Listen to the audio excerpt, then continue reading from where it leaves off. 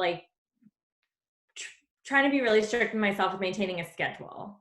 So like get up, check the news, make my coffee, and then go for a walk if it's nice weather. I'm so glad we're going to get more nice weather soon, because there was a whole week where it was just like no outside time.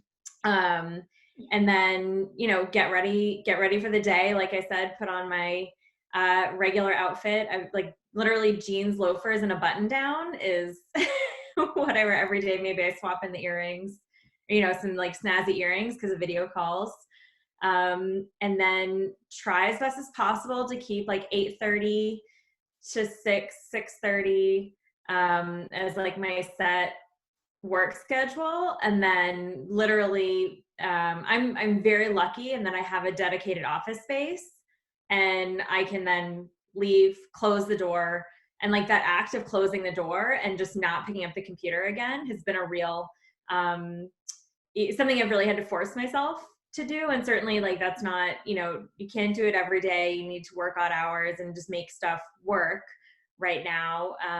But I feel like that's been the real thing that's been keeping me sane, is trying to keep that separation between the two worlds while it's all happening, in a small yeah. square feet of space. Yeah. So it's interesting. The first thing you do when you wake up is check news. Well, the very first thing I do when I wake up is I think of 3 things I'm grateful for. So that I start with like a positive attitude. And then when I get up, because that's the other thing I've started to do is be really adamant about leaving my phone on a charger in the kitchen by the coffee maker, so that I can't, either when I'm going to bed, be like, well, I'll just check one, New York Times one more time or whatever it is. Yeah. So it's not the very first thing, but it is pretty much the very next thing. I think that was like a game changer for me, to kind of take my phone and not bring it into the bedroom with me, because I'll just be on it. I won't get out of bed. I used to check my phone before I got out of bed. And it's like all my energy is like zapped in the first 10-15 minutes of opening my eyes, and it was just toxic, I'm like, and then also Same. I used to go to bed with my phone. I used to just be either on Instagram or Facebook, or even just texting friends and stuff. It's like your phone is so distracting, in the sense like if you're going to be on the phone chatting with your like text messaging. And my friend just introduced me to Marco Polo. Have you heard of this app? No, what is it? It's like so you can literally have a conversation with your friends, and it's a group. It's like a group chat, but it's video. So and it logs all the conversations. So say I'm like talking to you, and I have a thought where I'm like, I just need to like pick up the phone and call. Have you ever had a problem where like you wanted to call your best friend, but she's like working or whatever, and it's like, damn it, I really wanted to talk to her. Well, now you can do that. It's like you just hit record and you start talking, and then when she listens to it and responds to it at her time. Anyway, it's so cool. But I was like catching myself like doing Marco Polo, and then I would get distracted because you have all these apps on your phone, and I don't know. So I like had to stop bringing that in the bedroom. And that was also early on in this whole like COVID thing. I was working until like 6 p.m., going home to do like dinner, bed, like with the kids and everything, and then jumping back on the computer to work until like midnight, 1 a.m., and then waking up at 5 a.m. And it's like, that's not sustainable. And you just have to make better use of your time when you're in the workday. So it's hard. It's certainly like so difficult to kind of stay focused, but I'm kind of finding that in this whole experience, that is what I'm being forced to do.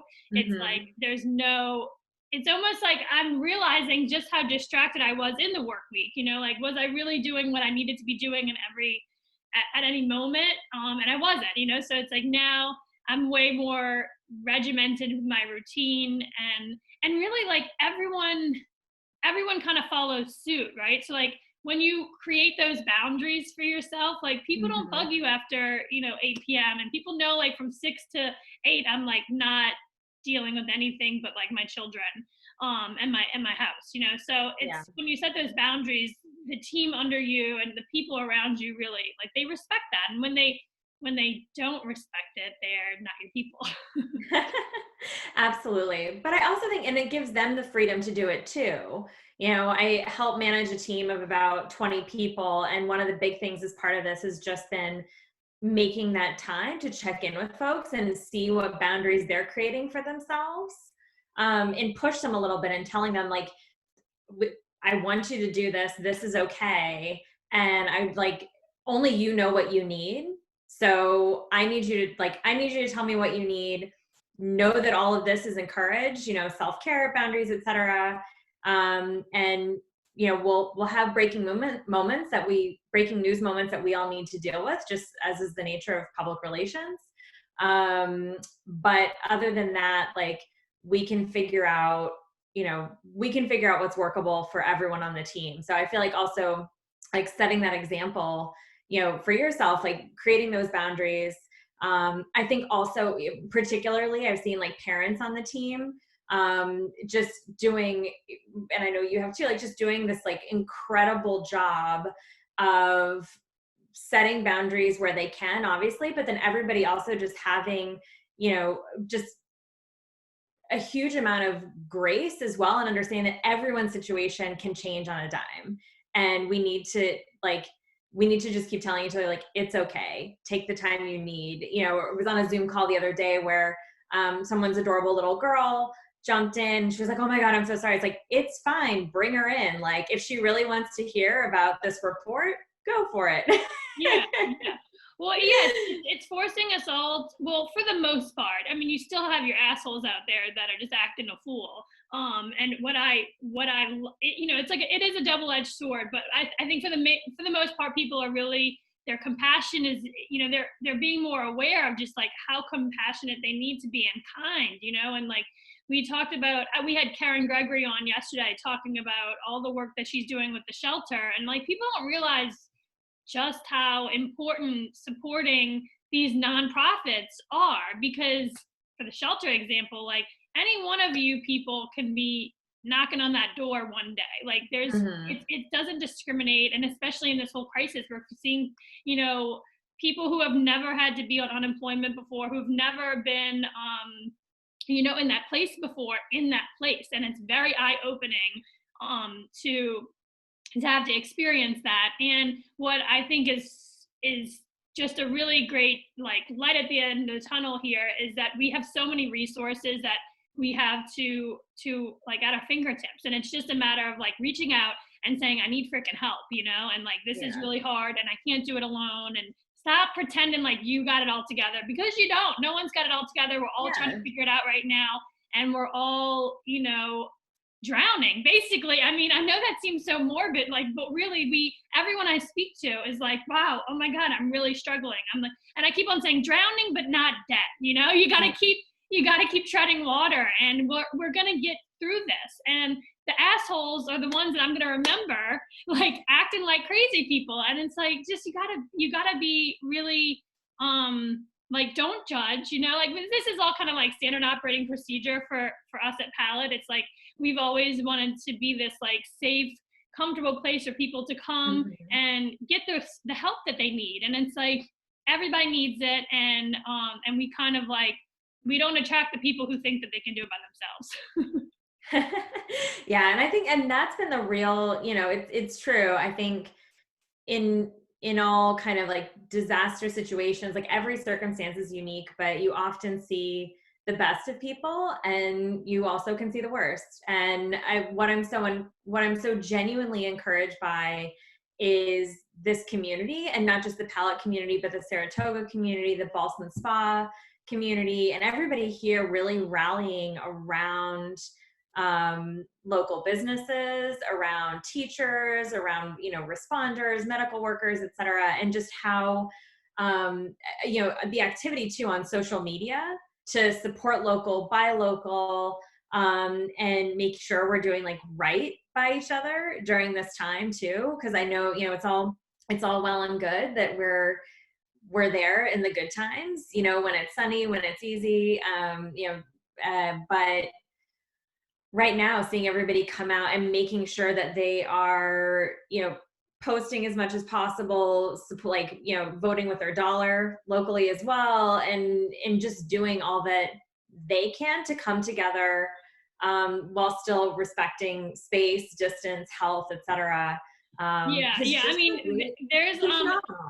just the sheer energy and pinned up energy of people right now. It's so you can look at it both ways. You can look at it as like, oh my god, these small business owners are really going to start taking things into their own hands, that they can't open and they can't operate and they can't, you know.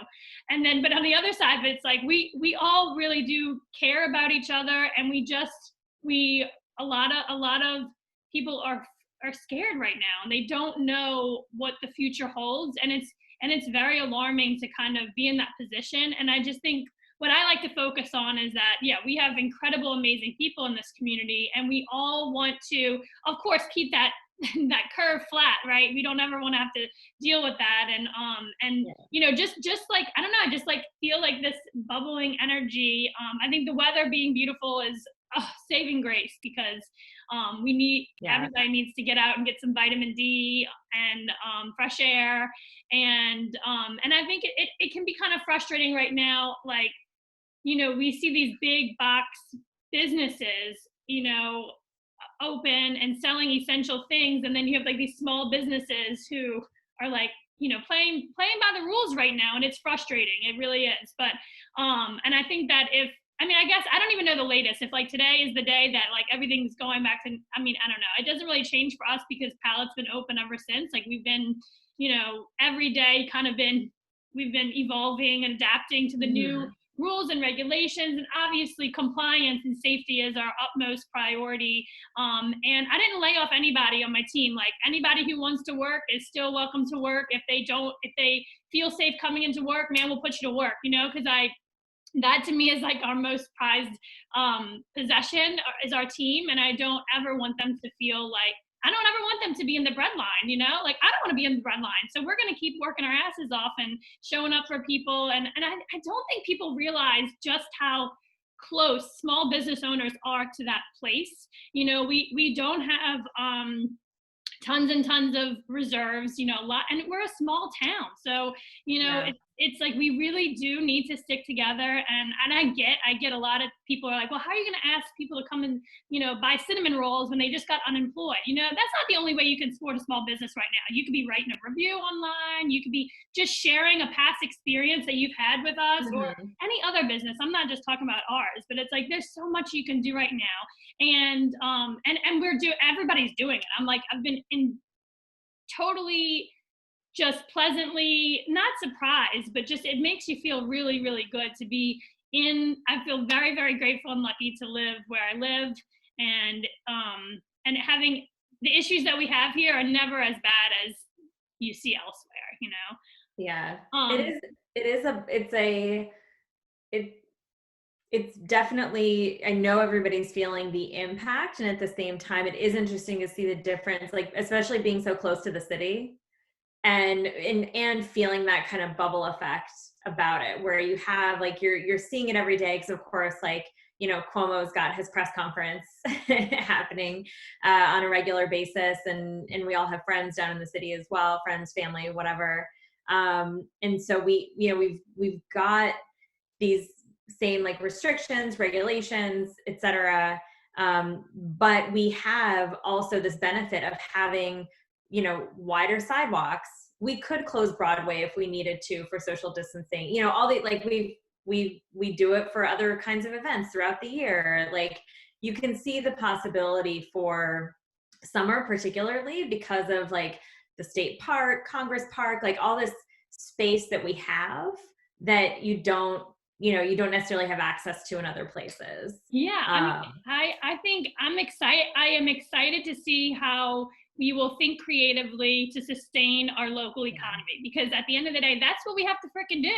Like the impacts of all this is we're gonna feel it for months. It's not just like, and early on, I don't know. I mean, I just felt like this wasn't going to be a 2 week thing, and like, you know, you could see it across the country. It wasn't lasting 2 weeks and then we're done. It was like a yeah, long term thing. And it's like I acknowledged that early on, and I said, you know, Yeah, closing for 2 weeks and reopening would be fine, but it wasn't going to be a 2 week thing. So I was like, we're staying open. We're gonna shut. We're gonna change a lot of things. It's gonna look totally different, but we're in this together. And I'm talking about my team, and our members. We straight up communicated to everyone on like that first. Like actually, it was the same day that he came out and said non-essential business closed by Sunday night at 8. Like that Friday morning, Marcel and I went live and we were just like, look, these are all the things that we're doing. We're here for you. Yeah. Like, we wanted to go digital anyway. Might as well do it now, So it's just been great. Yeah. But it's hard. You have to get past the loss of like what you thought life was going to look like in the next year and keep going. Yeah, for sure. And I think that was really helpful. Like the early action, actually, and the fact that you all have had really consistent services and offerings as well has been really helpful, because then I know, like on a regular basis, oh, this is what I can do. This is what I can get. This is where I can, like, how I can support, where I can go to. And like having that from the beginning versus like what's happening this week or what's happening like, this month at this point has been really helpful as well. So I just like kudos for also having the forethought to just be like, okay, this is a reality and here's what we're going to do about it. Yeah, no. And I so love hearing that from the PR expert. I really appreciate hearing that. And I kind of want you to tell everybody, like, I know what you do and how important it is and what a badass you are, but tell everybody what your role is and how you help predominantly nonprofits, right? I do, yeah. So I do public relations primarily for nonprofits and foundations, more nationally focused, but actually right now working with one group in particular. Actually, I would really encourage folks as well to check them out, get involved. But the National Council of Nonprofits, they are doing just a ton of advocacy work in support of nonprofits. And working to get Congress to primarily right now get additional funding for nonprofits, specifically dedicated funding in the HEROES Act and any future stimulus packages, because we all know that unfortunately, while there was a lot of good content in the stimulus package and a lot of support for restaurants, small businesses, et cetera, there was not a dedicated funding stream for nonprofits. And so that's really where their focus is and the groups that they're trying to support. And what has just been really, really interesting to see in all of this too, is how much, I don't know if you know this, but collectively, nonprofits are actually the third largest employer in the United States, larger than manufacturing, like larger than like the big things that you hear about. Which, like, when you start to add it up and you think about how many groups are nonprofits, like it makes sense. But they're the third largest employer. There are a bunch of nonprofits that could even hire right now if they had additional support, because they are so integral to the relief right now and what the future recovery is going to look like. So that's a big focus of my work right now, but also just helping people navigate what COVID-19 means for them, what it means for the work that they do, because in some way it's touching every community, that the nonprofits and foundations that we work with serve, and beyond that too, just trying to figure out how to navigate this exceptional moment in time. Yeah, I mean, and I think, early on, I mean, we saw this like locally, a lot of our nonprofit events postponed or completely canceled for the time being. And, I am not a nonprofit, I'm a for-profit business, but I think when nonprofits operate more like for-profit businesses, like at the end of the day, they need to raise money. And I think right now, I don't know if you know Heather Strouder. She runs Jake's Help from Heaven. It's like a super local nonprofit that helps facilitate families with disabilities within a 100-mile radius of Saratoga. So they have an equipment exchange. They have they pay for services or equipment that you may not be able to afford, or Medicare doesn't, or Medicaid doesn't I always entertain those things, but if like they just help you with like bills, even travel if you have to go to Boston Children's for a treatment or something. And I told her early on, I was like, no, you're the service you provide to our community is even more important now than it was before. Like, you absolutely need to get out there and tell people what you're doing and how you're supporting your community, because it's kind of like an in-between, right? It's like there are services that are provided by nonprofits that are not ever covered by the private sector or the public sector, right? Like, we can't rely on the government to help a lot of these families. They just don't have the reach. And so I think that it's like, and that particular community is even more at risk right now, because they can't come out, even when the sun's out. It's like, no, they're staying their asses home because they don't want to get their kids sick, and so it's like, we absolutely need to keep talking about all these nonprofits. They're pivotal to our entire ecosystem, and and it's hard to kind of, I get it, it's hard to fundraise in a crisis, but it's like, if we don't have any nonprofits or they don't get the support that they need, we're in much worse shape. Yeah, and that's really the key piece of it, is that there's so many more people that need those services. Now it's such a cliche phrase at this point, but truly now more than ever. It's something where people they're accessing more of these services, they need more of these services, and unfortunately, looking ahead, just it's going to be even more critical to the community and recovery.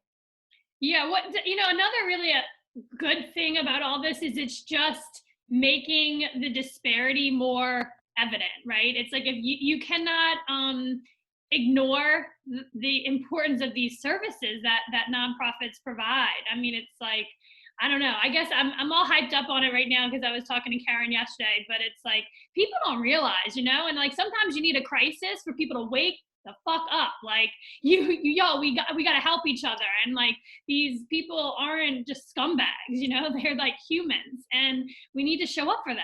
And if you're able to, and again, it doesn't always come down to money. It's not all about the money. It's about, they need boots on the ground to help pass out meals, and I don't know, just there's need everywhere. There's always need everywhere. And in a crisis, all that is just, multiplied, compounded. And so it's like, are you going to be a helper, or are you going to be sitting on the couch and not doing anything right now? Like, you even sitting from the couch, you could be doing something, and I don't know. Yeah, it's true. And it's so interesting, to see, there have been a couple of articles already that talk about like what happens next. And I really appreciate, there was a headline in the New Yorker that said, like, it would be a shame if we returned to normal. And I thought that was just like such a great way to summarize, like, if we go back to what we were doing, like exactly what we were doing before, then we haven't learned anything. And there's so much right now that, is being exposed, brought to bear, come to light, whatever you want to call it, that if we, there's so much to learn here. And so I truly hope that people continue to internalize it. It's something, even in the moments where it's like, oh gosh, this feels like really overwhelming, but okay, take some moments to figure out like what you personally can take from this as well. I think a lot of people probably are already thinking about their sense of place, their sense of community. Okay, could I stay how can I stay connected even beyond this time? And one thing I think particularly too that I've seen with a lot of people around here is more people connecting to the outdoors. Like, it's already been a pretty outdoorsy place, but even more so, just the number of people who are hiking, enjoying the state parks, going up into the Adirondacks. Like, it's in thinking about the conservation efforts that need to happen to protect those places, so it feels like a big wake-up call on multiple levels for, the individuals who are impacted at all different levels, for the individuals that are helping to serve, those people, either through our medical workers, our teachers, our our beloved like restaurant workers, those that are continuing to stay open, serve the community in different ways, and kind of everyone running the gamut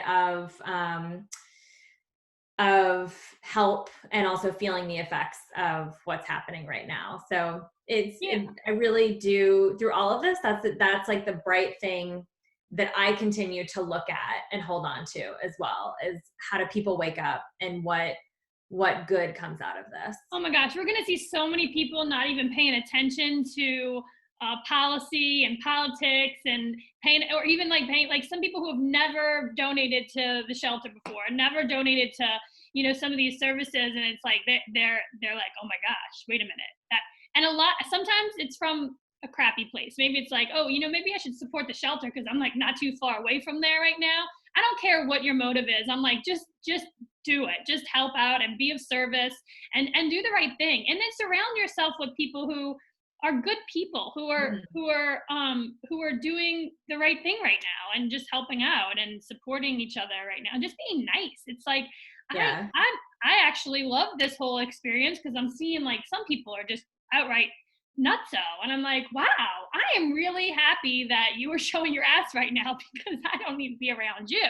And then on the other side of it, it's like, you're finding people who you never thought could rise to the occasion that are just, I'm like so enamored by now, and I'm like, man, I totally didn't give you the benefit of the doubt, and so it's like, oh man, there's lessons everywhere. And another thing is I'm on Complete Streets Committee with Saratoga, and always fighting tooth and nail to like get the word out how important our trail systems are and how amazing it would be if you could go from, if you could safely travel from like Schenectady to Ballston Spa to Saratoga, and like with no need to cross the street or no need to be in any danger. And it's like, people just think, oh, those are crazy bicycle people. But it's like, no, I'm the crazy mom who wants to be on a bike right now or pushing my stroller with my kids. And I think that it's that people now are like, oh yeah, okay, yeah, let's maybe think about putting a parklet on Broadway or, doing some more outdoor space, like because people feel more comfortable and safe outside right now. And I'm like, yeah, it's like, welcome to the party, guys. Like, let's get with it. Let's get going, and like, it's exciting to just have more people on board to support efforts that we should have been supporting all along. Mm-hmm. Yeah, exactly. Right. Cause then that's exactly it. People are exploring, discovering new things or in new ways that they just like, they haven't had that same relationship to their home, their same relationship to nature, their same, relationship or dependence on their community. And it's just been really amazing to see. And one of the things I've also noticed here too, is the additional reliance on local, because it's been so great to see like with the farmers market, even with like healthy living and other places, like places that you can get affordable, healthy food that is well stocked because it's coming from local farmers.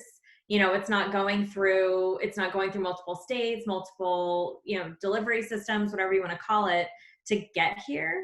And again, that is a very, I realize how lucky and privileged we are in this area to be able to get that. But at the same time, I think it's been it's been really interesting to see where we have not only supply, but even like a surplus in some cases because of that local connection. Yeah. And I think that, I think that we're going to see droves of people moving up here. I mean, we were already seeing it before. We were seeing a lot of our membership are people who relocated here from Brooklyn or Boston or, and it's like they want that kind of amenity, that experience, that resource that they would see on every corner in New York City, but they don't see in the small town of Saratoga or Ballston Spa or Schenectady. And it's like, I think now that's just going to be, sped up, that whole process, that whole movement of people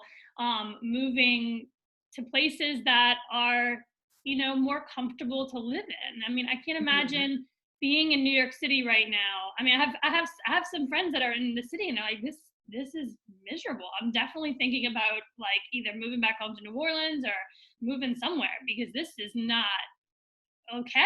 Like you almost like you're paying out the ass to live there for like, no space, and also now no resources, so it's just it's like everyone's having to think about like, okay, what do I really want in life, and what's going to give me and how can I best live my life? Like, dude, life is short, man. You got to live in places where you can really get all the things that you need. And I feel like Saratoga, upstate capital region in general, it's like we have so much here to offer, and in 3 hours you can be like in a place that looks like another world. And so like just get in your car and travel like a road trip. I think road trips are going to go up. I think people are afraid to fly. It's like a daunting experience now, and I think that people are going to be moving to the capital region like crazy, which is exciting. Yeah, I wouldn't be surprised if there was a bit of an exodus to the Catskills and upstate, because it's definitely talking to folks in the city. I really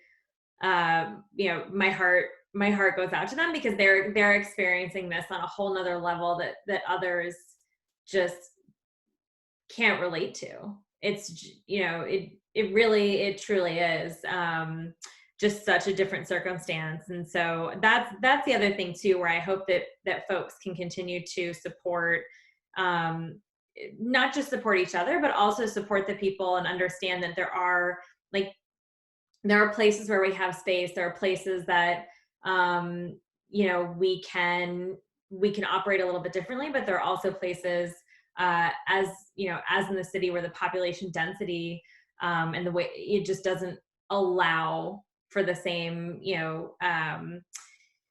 maybe for the same kind of safety, essentially. And so just really feel for them, and continue to, I've loved also seeing just all the chefs in New York, for example, doing so many fundraising efforts for medical workers, as well as the restaurant, worker community down there too. And just seeing what are all the big and small ways that we can continue to support those folks who are truly in that, just exceptional hotspot.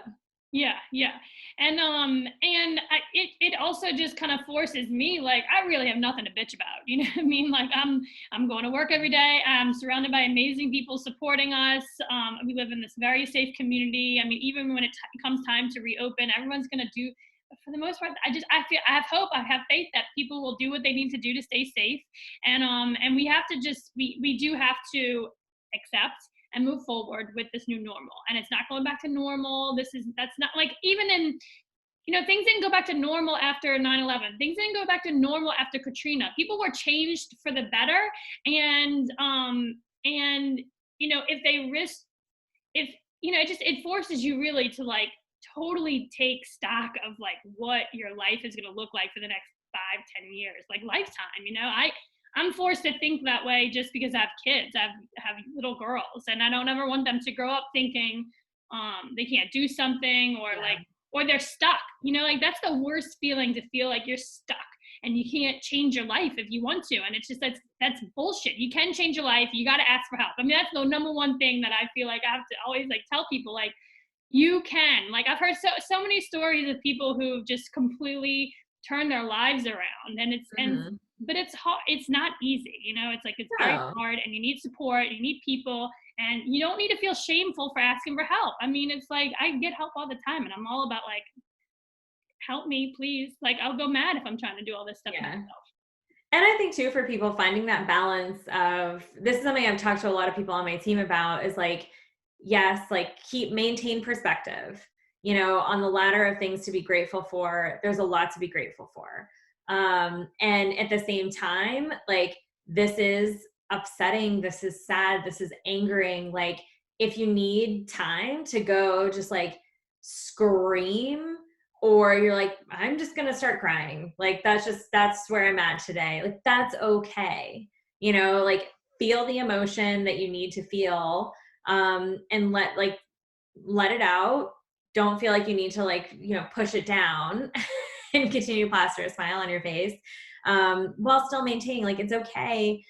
Like, those two things can coexist. You can be insanely grateful and recognize what you have while also still giving yourself the freedom and the grace to cry or be angry or scream or whatever you need to do. And I feel like I've said that word a lot in this conversation, but also in general, like I feel grace and having grace, like with myself, with others, with this, you know, with the whole situation. I feel like that's a big one that like just keeps kind of coming to me as far as how to approach or just like remind myself to be, because everyone is just experiencing this so differently. Yeah, and you have to give yourself like credit, you know, like you're doing the best that you can. We're all doing the best that we can. I believe that wholeheartedly. Everyone Yeah. is doing the best that they can right now.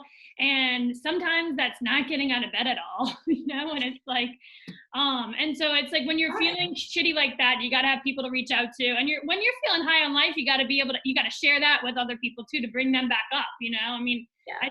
I say this all the time, like I think it's, you know, when you know me, you know that I feel the highs as high as they can go, and I feel the lows as low as they can go, and it's a total, it's a very sensitive system. But every time I'm dancing, it's because like I have just had it, I've had enough, and I need to like dispel the energy from my body. I like to scream too, which is very difficult to do because there's always like a baby sleeping, and I live downtown. Yeah. And so I can't scream like, but it's just like, yeah, man, you gotta just like give yourself, like you said, grace. And you know, everyone's just doing the best they can, and like stop comparing yourself to other people's shit. Like, look, you know, like you gotta do you gotta Yeah. focus on what's gonna get you to the next level, or that to the next moment, right? Just to, and it's not going to last forever, right? Like this isn't going to last forever. The feeling isn't going to last forever. And also that goes for the highs too. I know every time, like I've run a marathon before, and it's like as soon as I finished that marathon, I was like, That's oh awesome. shit, now what, you know? And it's the same goes with the babies. Like you have a baby, you're in like so much pain having a kid, and then you have the baby and you're like, oh my God, there's the new baby and I feel fine, you know? It's like these feelings, they don't last. And you just got to know, like it's like a wave. So do you live by yourself? I don't. So my husband, it's just my husband and I and our two cats. So, you know, as far as maintaining you know, balance and work days and things like that, it's again on that spectrum of difficulty, like pretty easy. You know, I got a door to keep the cats out of my office. So I'm good. And my husband actually is an air traffic controller, so he is still going in to work, but they do have in Albany. Yep. Oh, okay. So I don't know if you knew this, but Corey Kiddo is at our one of our baristas. Okay, so you know Corey and Ashley. Yeah, Corey and Ashley. Yes, exactly. So yes, they work together. That's how I met Ashley originally, before even the palette connection. Oh, cool. So yes, exactly. So yeah, they work together at the tower, although they're not seeing each other at all right now because that's part of their protocol, which is great. And just as far as like distancing in the office. So yeah, so he's working today. So I do have the house to myself, except for the two cats, which thankfully looks like they're going to be able to sleep in the sun today and not bother me. But yeah, very, you know, very, like I said, easy to maintain. Although I have picked up a lot of yard work that I've never been a gardener in my life, couldn't keep a vine alive, like terrible. And so now I was like, well, all right, I have this time. I'm going to start like a little herb garden, see where we get to. So far only one thing has died. So that's good. I always say, like, I can't keep any living thing alive except for the babies, like the children. I can keep them alive, and I think that's enough, you know? That's like, the hardest one. I mean, you know, that's really you're raising like amazing little human beings. So that's the important one. Well, that's like something like, I think my husband Mark, like he does really enjoy having like living plants in, and I'm like, if we're gonna have living plants, you gotta make sure you're doing them, because I will kill them. And the same goes with fish. Like we can't, I'm not even going to get a fish because I know it will die. And then we have to decide, we have to like go through that whole story with Posey. I'm like, not even going there. Like it's enough that I keep these children alive. Yes. How are the girls doing? They're doing okay. Posey, she has her Zoom calls, which half the time we don't show up to because, it's just she's 5, and she's like, Yeah. I don't want to sit in front of a computer. And I'm like, I can't argue with that. I don't blame her. And it's like, she's in kindergarten. If she has to repeat the kindergarten, I mean, that's the worst case scenario. I don't think it'll come to that, um, Yeah. but yeah, I mean, she misses her friends. It's so sad to hear her say like, I want to hug Olivia, or I want to see Molly. I'm like, Yeah. I know. And is it, yeah, no, I can only imagine, especially when you're like trying, like it's hard enough to process this as an adult. I can only imagine, as a little one with like limited experience and perspective. Have they done any kind, like one thing I've seen are some people around the block here, like the kids will be in their driveways talking to each other and like the street is the barrier. And I know it's in no way the same, but I'm just curious if there's any kind of like, um, like for the closer friends, any little hangouts or stuff like that that folks have been able to do. Yeah, so she's gone to the park so we live right downtown. So we don't have a Right. driveway, we don't have any of that, but we have a neighbor, one of the kids that lives, actually his family lives above Pallet, and he's in first grade at Lake Ave, and they have kind of hung out with each other like from a distance, and it's just weird. But you know what? I also remember, I mean, I was 19 when Katrina hit, or 18. No, I was 19 when Katrina hit, but I remember listening to an article or a podcast about young kids like 10 years after Katrina who were like 20. It's like 10-year-olds during Katrina, 8-year-olds during Katrina, and their recollection of the experience, granted, that was like a couple of weeks of like really crazy chaos. And I mean, obviously, I'm not comparing the two, okay? But like, I'm just saying this is like a frame of reference. And they said things like, well, we got to spend more time with our families, and we were out of school for 2 weeks. That was so much fun.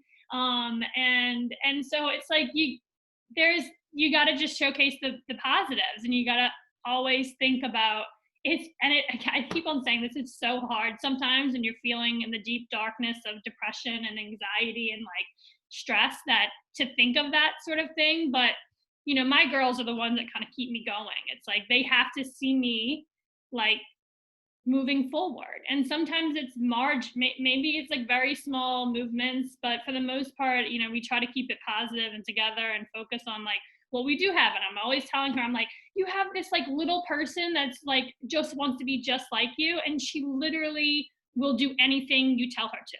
So like, like you just have to play with your sisters and be grateful that you have your 2 little sisters to play with. And there's no depletion of like the human touch at our house. They're always crawling all over us. So we're so grateful and thankful. And I also think that I have to acknowledge that I have felt major depression and anxiety before. I know the feeling, and I know what it takes to get out of that. And it's to surround yourself with people who are going to lift you up and remind you what you have to be grateful for, because sometimes you can't think about it. You literally can't find anything to be grateful for. And that's why you need people around you that know you and can kind of see the signs of you going there and reaching out to call you and check up on you. It's so valuable. I mean, the people that have gotten me through that period of my life. And I think like it's all entrenched in what we are doing at Palette and Paint and Sip too, for that matter. I mean, I never in a million years thought I'd be selling paint kits on the side of the curb and like having people go home and paint and experience that activity like at home by themselves. But it's important, and it's like allowing people to have an outlet, and it's just that's what we're here for. So I don't know. It's tough. It's hard. It's certainly not pretty all the time, but it's like we'll get through it, because I'm very confident in the people that I surround myself with, and Palette. I mean, I need Palette as much as like people need it. I'm like I created this space because that was missing in my life. And I did believe early on I couldn't be the only one who kind of felt like I wanted more out of all of this. And I want to see people. I want to have a place where people who are my people can go, and there's no doubt that they're going to be there to support me at my worst and at my best. And so that's kind of like what we're doing. And I mean, we didn't get to this, but we can, I didn't know you before Palette. So what drew you to the place, and why did you join? And did you just need a workspace, and it kind of like grew from that, or? Yeah, there were a couple of different reasons. I did. So when I originally moved up here, I've now been up here for 4 years. Yeah, 4 years, almost to the month. But when I originally moved up here, it's interesting. I worked from home because I was, trying to like get to know the area. I'm not from very far away. I grew up in like the Burlington, Vermont area. But still just like getting the hang of it. I worked from home for about 6 to almost 9 months. And so, thankfully kind of have some routines from that time and some lessons learned to apply now. But really wanted to connect with the community, find more of that sense of community and collaboration. And so there were a couple different places where I bounced around for co-working spaces that just weren't the right fit. They were great spaces, but they didn't necessarily offer that same level of connection. And then I remembered seeing the announcement about Palette Cafe opening, and loved coming into the cafe. And then shortly after saw the announcement, about that you all would have this space available. And so instantly was just like so drawn to it. And also just having seen, I know that there are differences in each one, but also just seeing the power of particularly spaces that create space to support women as well, and for women in business to come together and share their kind of unique experiences, perspective, et cetera. And I know that, we are, it's all co-working, which means it's men and women, but at the same time, the fact that there is that kind of, there is that space for sharing and learning from each other, with each other, is so valuable. And it's one of those things where I really, I've just found I really miss it in working from home. So I'm very much looking forward to the day where we can all be together again and, have random side chats upstairs, be able to have that, morning interaction with everybody, downstairs and throughout the day as well. It's just like, it really just started, even though, I don't actually work directly with anyone there, it really did feel like that, like collaborative, like office community. So that was so fun. Yeah. And you have the app, you can still come in and work whenever you want to. And we have like the capability to make sure we're all social distancing. And so that's like, it's kind of been cool to think about, well, wait, how are we going to do the social distancing? We don't really we just need to enforce people to use the app, that we, a lot of us would just show up, and because you feel so a part of it, and you know everyone that's there. And even if you haven't met somebody, it's like, they're good people because they're like members of Palette, and it's like we don't attract the assholes. They stay away from us, and it's like so we are gonna have to enforce like using the reservation system to reserve a seat in the cafe and upstairs, and social distance and everything. But what's really cool is like I'm not worried about that. All of us are just, we respect each other. We obviously know that like it's so important to be safe and keep the social distance, and it's nothing personal. It's just like, this is what we have to do. And so I just can't wait for everyone to get back into it and see each other again. And I've been doing the elbow like hello instead of nice. It's not a hug, but it's close enough. Yeah, I think that's one of those things where it's funny, you can see people's cheeks, like when we smile through the masks, or like, good morning, it's like now you see the little cheekbones.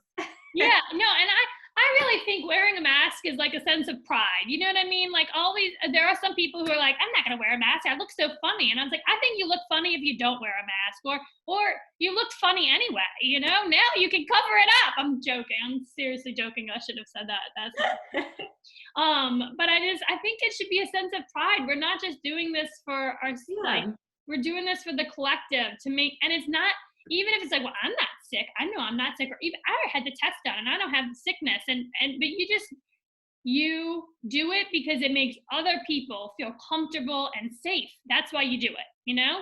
Well, actually there's many ways you do it, but that could be one of them. Yeah, it's like we're all there have been funny things on the internet too, but the song, you know, that the goofy song from High School Musical, that we're all in this together. Yeah, I've enjoyed the internet's just been glorious, especially during this time, but that one in particular I feel like people are riffing off of, with like, it's like we really are, we're in it together, and like there's simple stuff that everyone is doing, can do, and we're gonna, like, we'll get through it.